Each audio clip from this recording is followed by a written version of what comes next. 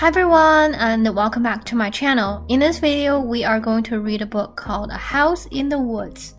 This little pig has made a lovely little den for herself in the woods, and that little pig has built a small hut right next door. One morning, they return from a walk to find that their big friend Bear has moved into the little den, and their even larger friend Moose has moved into the little hut. It's very nice to have friends to live with you, but not so nice when both homes collapse. But what if they find a way to build a house in the woods that all four of them can share? Let's find out together. A little pig has made a den for herself in the woods. Next door, another little pig has made himself a hut. One morning, the two little pigs went out walking together.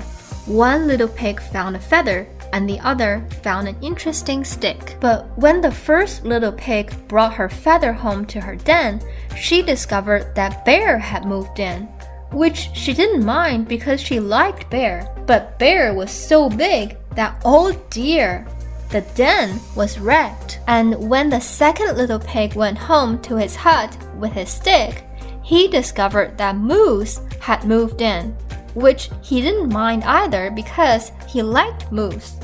But Moose was even bigger than Bear, and when he stood up politely to say good morning, crash! The hut was also wrecked, which left the two little pigs with nowhere to live, not to mention Moose and Bear. This was a pickle. It really was. Then Moose had a brilliant idea. Why not build a big house where they could all live together? Well, that was a good idea.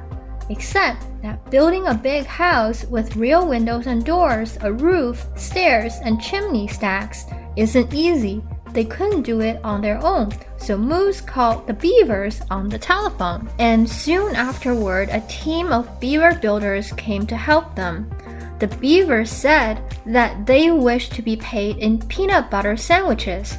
No one had any objection. So they felled the timber and the work began. By lunchtime, the walls of the house were up, and by dinner time, the roof was on. The lunch and dinner times were on different days, of course. Beavers are fast, but not that fast.